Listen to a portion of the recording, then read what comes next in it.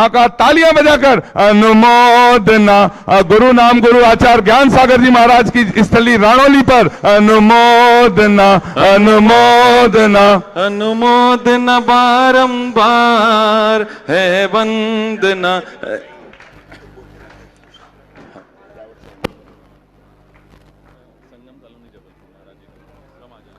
जबलपुर से पधारे आप सभी लोगों का हम हार्दिक अभिनंदन करते हैं। संगम कॉलोनी जबलपुर से जो पधारे हैं श्रेष्ठी जन, उनसे निवेदन, उनके जो प्रमुख हैं आ जाएं, आचार्य भगवान के सत्संग श्री चरणों में श्रीफल अर्पित कर आशीर्वाद प्राप्त करने का सौभाग्य प्राप्त करें। संगम कॉलोनी जबलपुर। हाँ हाँ, उनका ये नहीं बोले ना माता पिता महाराज जी के सामने। हम सभी को आचार्य भगवान की सामूहिक पूजन करने का सौभाग्य प्राप्त होगा। बोलिए संत शिरोमणि आचार्य गुरुवर विद्यासागर जी महामुनि राज की। संतोष कुमार, प्रवीण कुमार, नितिन जी कुचामन सिटी से आपने आचार्य भगवान के आशीर्वाद से बनने वाली सीढ़ी की एक शिला के लिए 21,000 रुपए की स्वीकृति दी है। दान की अनुमोदना। आप आए और आचार्य भगवान के सत्संग श्री चरणों में श्रीफल अर्पित कर आशीर्वाद प्राप्त करते हुए आज की पूजन का सौभाग्य सभी लोग मिलकर सामूहिक पूजन का प्राप्त करेंगे। बाबा तेरी तस्वीर सिरहाने रख कर सोते हैं, बाबा तेरी तस्वीर सिरहाने रख कर सोते हैं, यही सोच कर अपने दोनों नैन भिगोते हैं। कभी तो तस्वीर से निकलोगे, कभी तो मेरे बाबा पिघलोगे। संजय जी, सीमा जी, सनी जी, हनी जी खुशी समस्त चिरगांव परिवार घनसौर से पधारे हैं। आपने एक सीढ़ी की एक शिला के माध्यम से शास्त्र भेंट का भी सौभाग्य प्राप्त किया है। तालियां बजाकर अनुमोदना। जिनके नामों की घोषणा हो रही है शीघ्रता से आ जाएं। अपने नाम पहले से लिखा कर रखें। जिनके नाम पहले से लिखे रहते हैं उन्हें हम आमंत्रित करते हैं, अनुमोदना करते हैं। यही सोच कर अपने दोनों नैन भिगोते हैं, कभी तो तस्वीर से निकलोगे, कभी तो मेरे बाबा पिघलोगे। कभी तो तस्वीर से निकलोगे, कभी तो मेरे बाबा पिघलोगे। दौलत कुमार जी, निर्मल कुमार जी, विनोद जी, अजीत जी, शैलेश जी पाटनी कोलकाता से पधारे हैं। आपने प्रतिभा स्थली की एक छात्रा को गोद लेने के लिए ज्ञान दान में 51,000 रुपए की स्वीकृति दी है। तालियां बजाकर अनुमोदना ज्ञान दान की। आप आए, आचार्य भगवान के सत्संग कर कमलों में साहस प्रदान करने का सौभाग्य प्राप्त करें। श्री विनोद जी बड़जात्या जी की बिटिया के परिवार से कोलकाता से आपका स्वागत है, आप भी आए।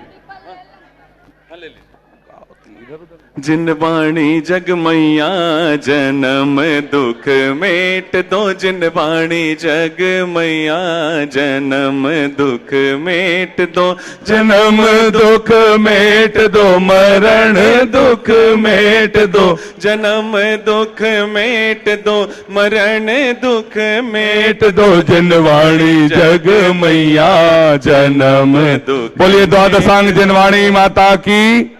हमने सभी के नामों को शामिल करने की कोशिश की। किसी का नाम यदि छूट गया हो तो उसे हम आगे की सभा में आयोजित करेंगे। हम सभी चलते हैं आचार्य भगवान की पूजन की ओर। उसके पहले एक नाम और आ गया है। बेलगांव कर्नाटक से 50 लोग आए हैं, जहां पूज्य पुण्य सागर जी महाराज, पुराण सागर जी महाराज बेलगांव में अपने स्थान से खड़े होकर नमन कर नमोस्तु निवेदित करें। सभी बेलगाम से पधारे लोगों का चंदगिरी पर हार्दिक अभिनंदन है, स्वागत है। बोलिए संत शिरोमणि आचार्य गुरुवर विद्यासागर जी महामुनि राज की, समस्त आचार्य संघ की। शुरू करें पूजा।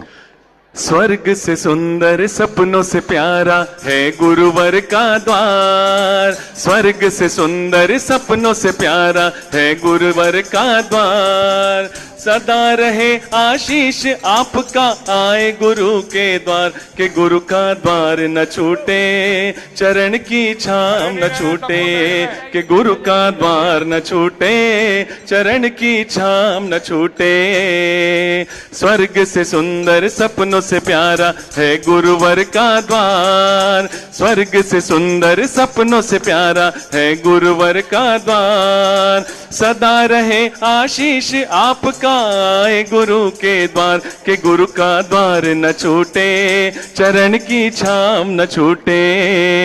आचार्य श्री जी के चरणों में हम झुका रहे अपना माथा, जिनके जीवन की हर चर्या मन पड़ी स्वयं ही नव गाता। जय नागम का वह सुधा कलश जो बिखराते हैं गली गली, जिनके दर्शन को पा करके खिलती मुरझाई हृदय कली। ओम ह्रीम श्री 108 आचार्य विद्यासागर मुनीन्द्र अत्र अवतर अवतर शंभो सठ आवानन। जय हो जय हो जय हो। अत्र तिष्ठ ठठ स्थापनम। जय हो। अत्र मम सन्नितो भव भव सठ सन्निधि करणम परिपुष्पांजलम छिपामी। सांसारिक विषयों में पढ़कर मैंने अपने को भरमाया, इस राग द्वेष की वैतरणी से अब तक पार नहीं पाया। तब विद्या सिंधु के जलकण से भव कालुष धोने आया हूँ, आना जाना मिट जाए मेरा यह बंध काटने आया हूँ। 108 आचार्य विद्यासागर मुनीन्द्राय जन्म जरा मृत्यु विनाशनाय जलम निर्पामिति। क्रोध अनल में जल जल कर अपना सर्वस्व लुटाया है, निज शांत स्वरूप न जान सका जीवन भरे से भुलाया है। चंदन सम शीतलता पाने अब शरण आपकी आया हूँ, संसार ताप मिट जाए मेरा चंदन बंधन को लाया। ओम ह्रीम श्री 108 आचार्य विद्यासागर मुनीन्द्राय संसार ताप विनाशनाय चंदनम निर्पामिति। रोम रोम से निकले गुरुवर नाम तुम्हारा, हो नाम तुम्हारा। रोम रोम से निकले गुरुवर नाम तुम्हारा, हो नाम तुम्हारा। ऐसा दो वरदान के फिरना, ऐसा दो वरदान के फिरना पाऊं जन्म दोबारा। रोम रोम से निकले गुरुवर नाम तुम्हारा, हो नाम तुम्हारा। जड़ को ना मैंने जड़ समझा, नहीं अक्षय निधि को पहचाना। अपने तो केवल सपने थे ब्रह्म और जगत का भटकाना। चरणों में अर्पित अक्षत है, अक्षय पद मुझको मिल जावे, तब ज्ञान अरुण की किरणों से यह हृदय कमल भी खिल जावे। 108 आचार्य विद्यासागर मुनीन्द्राय अक्षय प्राप्त आय अक्षतान निर्पामिति। इन विषय भोग की मदिरा पी मैं बना सदा से मतवाला। तृष्णा को तृप्त करे जितनी उतनी बढ़ती इच्छा ज्वाला। मैं काम भाव विध्वंस हेत मन सुमन चढ़ाने आया हूँ, यह मदन विजेता बन न सके यह भाव हृदय में लाया हूँ। 108 आचार्य विद्यासागर मुनीन्द्राय कामवाण विध्वंसनाय पुष्पम निर्पामिति। जन्म जन्म तक ना भूलेंगे, जन्म जन्म तक ना भूलेंगे ये एहसान तुम्हारा।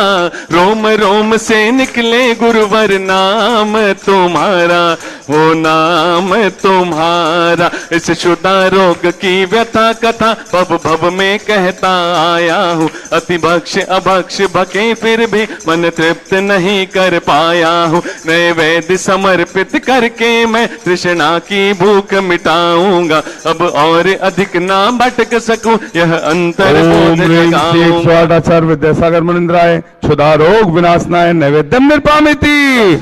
मोहांधकार से व्याकुल हो निज को नहीं मैंने पहचाना। मैं राग देश में लिप्त रहा, इस हाथ रहा बस पछताना। यह दीप समर्पित है गुरुवर, मेरा तम दूर भगा देना। तुम ज्ञान दीप की बाती से मम अंतर दीप जला देना। ओम ह्रीम श्री 108 आचार्य विद्यासागर मुनीन्द्राय महामोहांधकार विनाशनाय दीपम निर्पामिति।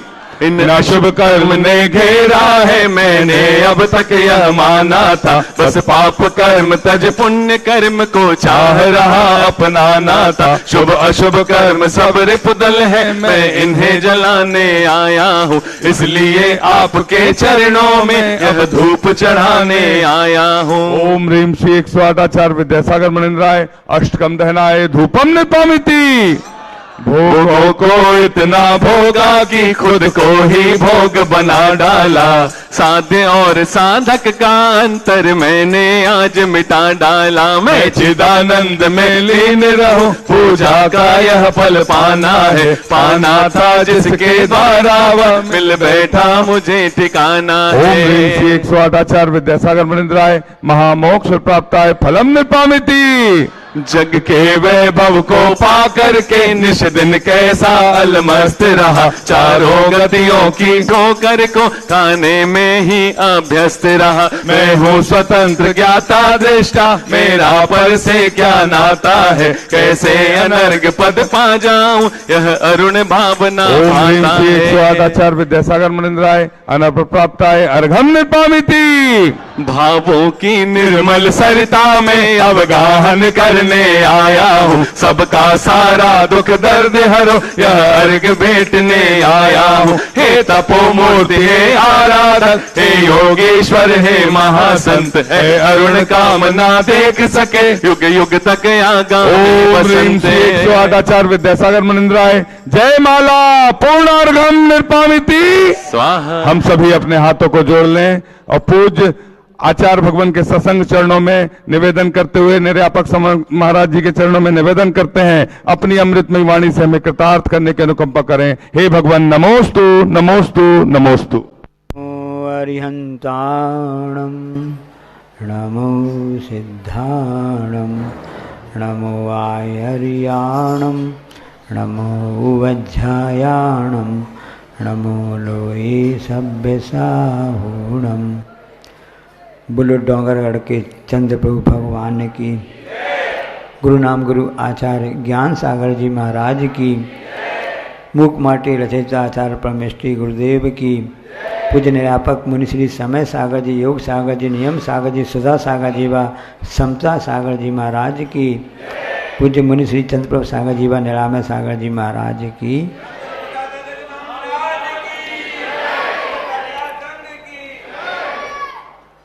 हम आसमान में देखते हैं तो एक सूरज दिखता है दिन के समय,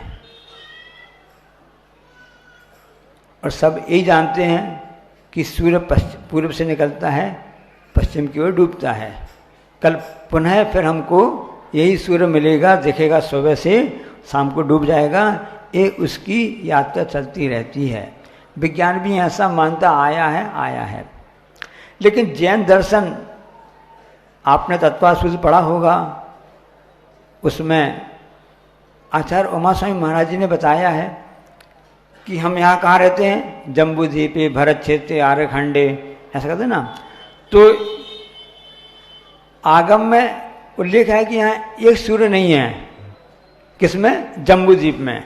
आगे के द्वीप में तो बढ़ते जाते हैं, तो जम्बू द्वीप में 2 सूर्य हैं, एक सूर्य नहीं है। तो इससे मतलब ये निकलता, फलितांश निकलता है कि जैन आचार्यों के अनुसार, जैन आगम के अनुसार से जो सूर्य अब कल दिखेगा तो आज वाला दिखेगा क्या, अपन परसों दिखेगा, ऐसा उसमें है। और सूर्य का परिवार होता है कि चंद्रमा का परिवार होता है। एक चंद्रमा के परिवार में एक सूर्य, 28 नक्षत्र, 88 ग्रह ऐसा रहता है, और से 6,975 कोड़ी इतने तारे रहते हैं एक चंद्रमा का परिवार में, ऐसा उल्लेख होता है। आप संख्या देख लेना, ऐसा था। उसको लेकर के आचार्य महाराज जी ने बहुत ही अच्छा हाइकू लिखा है। सुना दें आपको? क्यों सुना दें आपको? इसलिए हम आपको सुना दे रहे हैं। आप हाँ कह रहे हैं ना कि आगामी दशहरा से सतपूर्णिमा तक में एक हाइकू प्रतियोगिता आने वाली है, उसमें आप उसको पढ़ करके लाभ ले सकते हैं और बम्पर पुरस्कार भी जीत सकते हैं। एक स्वाध्याय आपका हो जाएगा, क्योंकि आचार्य महाराज ने इसके लिए हाइकू लिखा है कि चंद्रमा, चांद होता ना, चांद परिवार से घिरा, चांद परिवार से घिरा, सूर्य संत सा। कितनी गहरी बात आचार्य श्री ने लिखी है इसमें। देखिए कि चंद्रमा का परिवार होता है, सूर्य का परिवार नहीं है। और चंद्रमा हमेशा अपने तारों के साथ में आता है। जैसे आप लोग कर्नाटक से, राजस्थान से, सब जगह से है ना, सभी परिवार के साथ में, समाज के साथ में यहाँ पर बड़े बाबा के और छोटे बाबा के दर्शन करने के लिए आए हैं। परिवार, मोहल्ला, पड़ोस, ऐसा है, अकेले नहीं आए। क्योंकि चंद्रमा का परिवार होता है सूर्य संत सा। सूर्य को संत के लिए उपमा दी है कि जिस प्रकार सूर्य अकेला होता है उसी प्रकार से संत भी अकेला होता है। इसलिए 12 भावना में एकत्र भावना भाई जाती है ना, मैं एकाकी एकत्र लिए सब ही आते, तन धन को साथी समझाता पर ये भी छोड़ चले जाते। तो संसार में रहकर भी हम संसार को तज रह सकते हैं। जैसे संत उस बात को करते हैं, फॉलो करते हैं। कोई भी उसका संत हो ऐसा नहीं है, साधु को संत कहा गया है। तो परिवार तो होता है, तो चंद्रमा का परिवार होता है, सूर्य का परिवार नहीं होता है। अब उसके लिए कैसे करना पड़ता है, उसी बात को कल जो बात हमने आपको बढ़ाई थी कि संसार में धूप और छान दो ही वस्तु हैं, किसी कोई वस्तु ही नहीं है। अब हमको उस धूप में भी ठंडक का अनुभव हो सकता है। ठंड में अच्छी लगती है, और से वही धूप गर्मी में अच्छी नहीं लगती है, वही ठंडक ठंड में अच्छी नहीं लगती है, और वही ठंडक कब गर्मी में अच्छी लगती है। तो वस्तु अपनी जगह पर है, न वस्तु अच्छी होती है न वस्तु खराब होती है। हमारी जैसी मानसिकता होती है उस हिसाब से वह हो जाता है। एक कथानक हमने पढ़ा था, 2 संत हुए हैं, दोनों की हम अलग चीज बता रहे हैं। तो एक संत की जो धर्मपत्नी थी बहुत ही धार्मिक थी, दयालु थी और अच्छे सभी कार्य करती, सहयोग करती थी। उस धर्म कार्य में उसके लिए सहयोग करती थी। अब वो संत क्या प्रार्थना करते हैं, वह भगवान को धन्यवाद देते हैं कि भगवान आपको धन्यवाद है। क्यों धन्यवाद है? कि भगवान आपकी कृपा से मेरी धर्मपत्नी मिली है, बहुत ही धार्मिक मिली है, उस कारण से मैं धर्मदान अच्छे से कर लेता हूँ, परोपकार कर लेता हूँ, तीर्थों की वंदना कर लेता हूँ, और भी सभी हिसाब से अच्छे कार्य कर लेता हूँ। ऐसी पत्नी सबको मिले, ये भावना भाता रहता है, भगवान का शुक्रग्राह करता रहता है वो। अब एक दूसरे संत हैं, सब अपने अपने कर्मों से मिलता है, दुर्लभता हर चीज़ की रहती है। हमको अच्छा शरीर मिला है, स्वस्थ हैं, बहुत दुर्लभता है। अच्छा आज्ञाकारी पुत्र मिला ना, पहला सुख निरोगी काया, दूसरा सुख घर में हो माया, तीसरी हो कुलवती नारी, चौथी हो आज्ञाकारी बेटा पुत्र है। ये सब कम कम सुख ऐसे मिलते जाते हैं। अब दूसरे एक संत हैं जिनका अब पुण्य ऐसा था कि क्या कर सकते हैं, सबका अपना फल होता है, उसका पुण्य पाप का फल रहता है। अब संयोग से उनको धर्मपत्नी तो मिली, शादी हो गई, अच्छी बात है, लेकिन धर्मपत्नी विधर्मी थी, मतलब धार्मिक नहीं थी।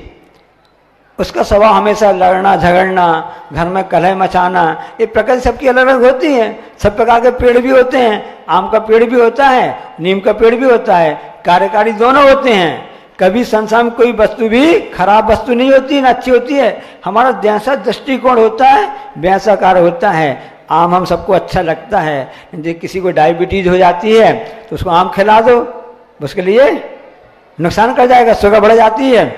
नीम कड़वी होती है, सबको कड़वी लगती है, ऊँट को मीठी लगती है। और जब हमको हमारे लिए जब कोई भी ऐसा स्किन डिसीज हो जाती है, त्वचा रोग हो जाते हैं, तो उसमें हमके लिए नीम फायदा करती है, बुखार में फायदा करने लगती है। अब संयोग से उसकी पत्नी नीम के समान उसको मिली। अब वो क्या सोचता है मैं आपको बताना चाहता हूँ। तो झगड़ालू है, घर में कलह मची रहती, सब होती रहती है, तब भी वह व्यक्ति जो संत है वो भगवान को धन्यवाद देता है। क्यों धन्यवाद देता है? कि भगवान आपने जो किया हमारे लिए अच्छा किया। क्यों अच्छा किया? वो कहता है कि यदि मान लो आपने हमको अच्छी पत्नी दी होती, जो सज्जन होती सब होती, तो मैं हमेशा उसके भोगों में लगा रहता, हम हमेशा उसी साथ में लगा रहता, तो मेरा जो मन प्रभु की भक्ति में, गुरु की भक्ति में है, फिर मेरा मन वहां पर नहीं लगता है। तो पत्नी भी हमारे लिए वैराग्य का कारण बन गई है कि मैं, उसने सोचा, ऐसा वो सोचता था, तब भी है ना, सोचो आप कि वह इसके बाद भी विपरीत परिस्थिति में भी अपने समता परिणाम रखा हुआ है। और जे भी कह रहा है तो चाहे सुख दुख बैरी बंधु वर्ग में कांच कनक में समता हो, वन उपवन प्रासाद कुटी में नहीं खेद नहीं ममता हो। इसलिए हम जो भी फल भोग रहे हैं, अपने कर्मों का फल भोग रहे हैं, हर जीव ऐसे ही भोग रहा है। अब चाहे आप हंस के भोगो और चाहे रो के भोगो, तो समझदारी किस में है? रो करके भोगने में कि हंस करके भोगने में? समझदारी यही है, हम कर्म के फलों को हंस के खुशी खुशी भोगे तो अगला कर्म हमारा जो पुण्य कर्म बंधेगा वो अच्छा बंधेगा, खराब कर्म कम बंधेगा। और एक समय ऐसा आएगा कि हम सबका नंबर सिद्धों की श्रेणी में भी आ सकता है। इसके लिए पुरुषार्थ करना आवश्यक है। इसलिए परिणाम को संभालो और हर परिस्थिति में खुश रहो, माहौल को बदलना सीखो। उसी माहौल में हम रहते हैं, उसी माहौल में दूसरे व्यक्ति भी रहता है, एक नाखुश रहता है और एक खुश रहता है। इसलिए खुशी खुशी आप रहेंगे, इसी को आगम में कहते हैं विशुद्धि। और दुखी को, जो दुखी रहता है, जो संकलित करता रहता है, उससे और परिणाम खराब होते हैं, पाप का बंध होता है। इसलिए हमेशा विशुद्धि को बढ़ाओ और अशुद्धि को दूर करो। बोलो अहिंसा परमो धर्म।